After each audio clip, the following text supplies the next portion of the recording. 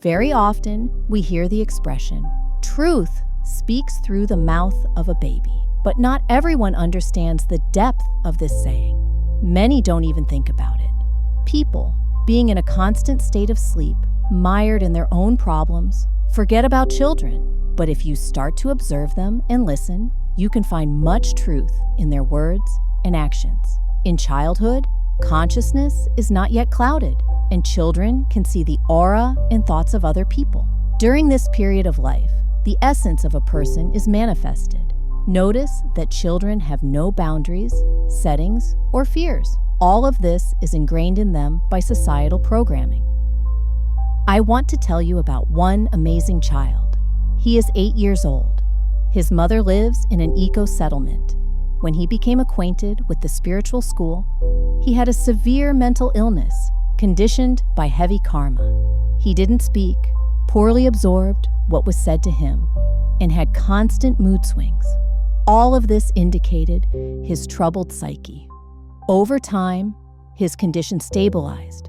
Intense development and spiritual growth began. A phenomenal memory began to manifest.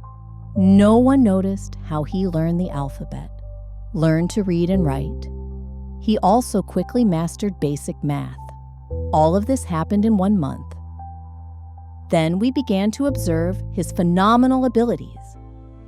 The boy often drew our attention to some object or being, describing the color of its aura. His conversations with entities from the subtle level were initially incomprehensible to us, but soon our development reached the level of perceiving more subtle vibrations. The activity of this child increased, and he began to develop deeper abilities. He also suddenly began to see and predict the future. This was expressed in the form of individual remarks. Paying attention to his individual phrases, which he uttered, began later when one of the disciples who had to leave suddenly remembered that a day before he found out about his departure, the boy approached him and said, "You will soon go by train." This little man contained such great energy and capability that any intention of his is realized within a day. If in the morning he wanted a pie, then in the evening they brought him a pie or a bun with jam. The power of intention in this child is so great that everything he wants, while in a detached state, comes to him.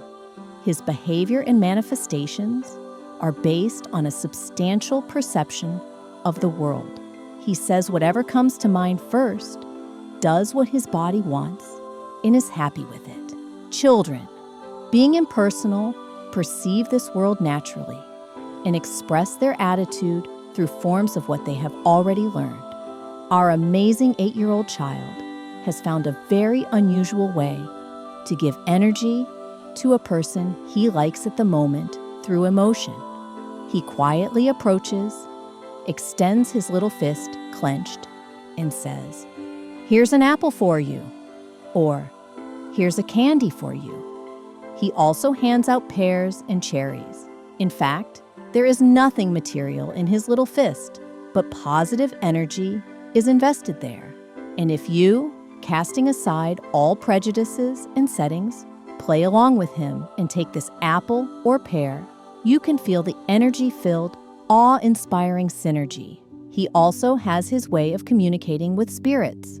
When he gets bored, he loudly pronounces a secret spell, understood only by him, and then the fun begins. Spirits respond to him by throwing some objects off the windowsill, table, or laundry rope onto the floor. And when we get tired of picking up all these scattered things with which the spirits play with the boy, as soon as we think that we need to punish him for this mess, the child immediately comes up and says, with a guilty voice, "I won't do it again, and I'll clean up everything myself," and everything stops.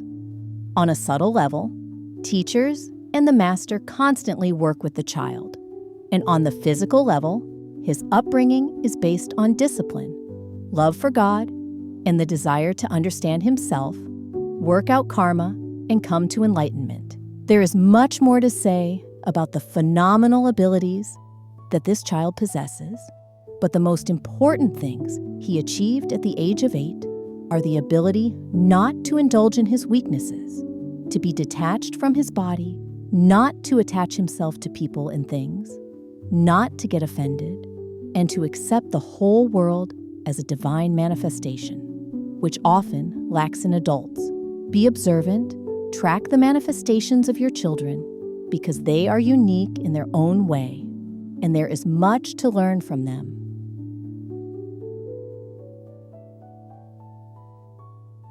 In our extreme times, when the fate of the entire planet is at stake, it is crucial for the knowledge of angels and benevolent spirits to spread as quickly as possible, globally, and reach thousands of people. In this way, we can change the future of all humanity. Which is why we are addressing you, dear soul of light.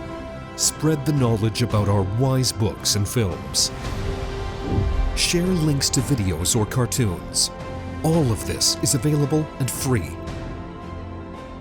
Invite women to individual practices, webinars, and seminars. And the Great Spirit of Light will help you and your family. It will direct an enormous amount of energy to fulfill all your desires. Benevolent spirits and angels will assist you and your loved ones in all matters. A thread of light and love extends from your heart to the hearts of thirsty women, and the creation of good and the dissemination of enlightened knowledge throughout the world begins. Become part of the mission of light. Help people, and God will help you.